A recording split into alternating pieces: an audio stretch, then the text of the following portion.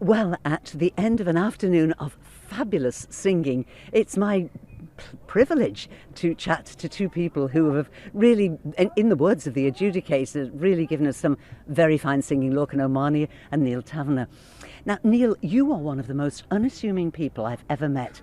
You're always sort of, oh, I'm so surprised this has happened. You just love your music. I do, and yes. and if you know, if, as it has proved today, you've got some silverware to reward you. You just seem so absolutely thrilled and living it very much in the moment. You've no expectation. I mean, I am very thrilled. Taking up solo singing so late, all just a bonus, really. So I'm really happy when it goes well, and that's what I try to do. Tell us a little bit about the two songs that you gave us this afternoon. Yeah, so one was from Gounod's opera Romeo and Juliet, and it's a bit of a daft aria by Mercutio, spinning a fantastical story about a fairy flying around planting dreams in people's heads, so that's great fun.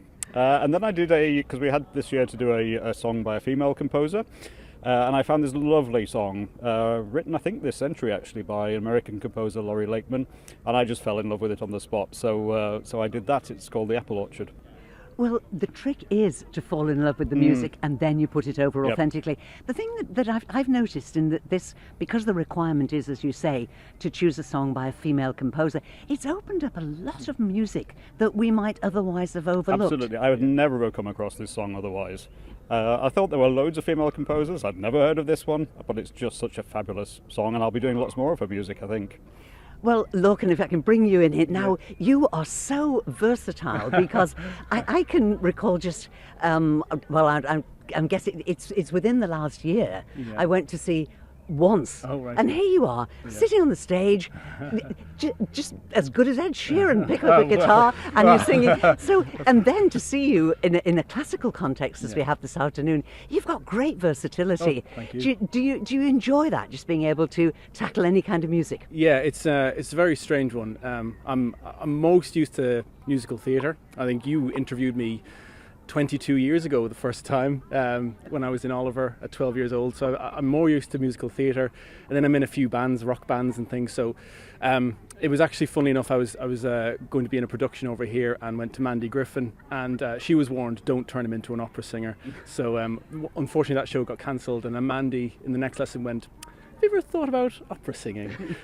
So I turned my hand to it. That was only 3 or 4 years ago, so this is all brand new to me. Completely, I was speaking with Neil before that it's a completely different singing style. The body, the mechanics, it's still like patting my head and rubbing my stomach at the same time at some points. But no, I really enjoy it.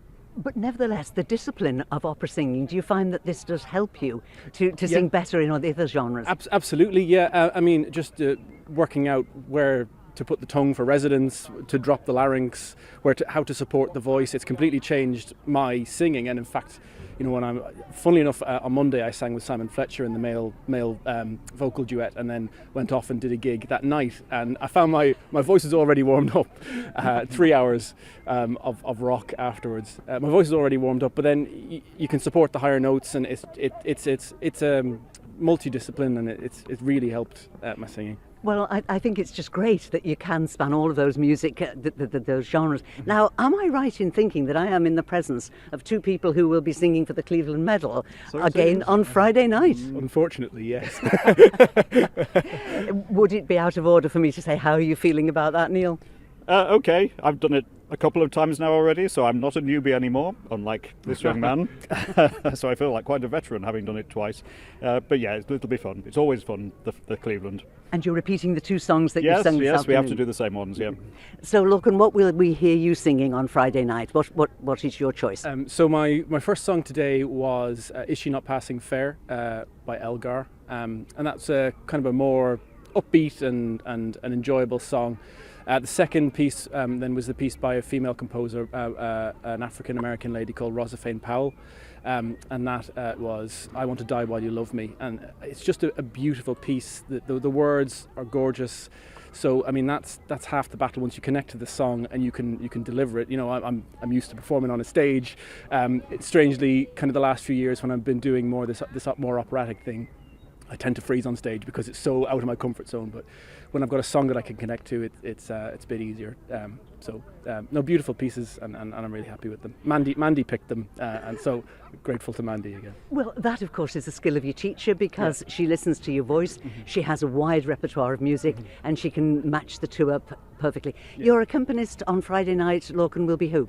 I think it's Frank Woolley again. I'm assuming. Yes. Yeah, it's my first Cleavland Medal, if it's not obvious, painfully obvious already. No, it isn't. You're sailing through this beautifully. But it will be the accompanist who played for you this afternoon. So, yeah. Frank Woolley. And is it also Frank for you? It's not, it's Madeline Kelly for me. It's Madeline for you, right. Well, all I can say is thank you for the pleasure you've given us this afternoon, and have a wonderful time on Friday night. The key is to enjoy it. And so just do that, and we shall look forward to listening to you singing for us again. Lorcan O'Mahoney, Neil Taverner, thank you very much indeed. Thank you. Thank you.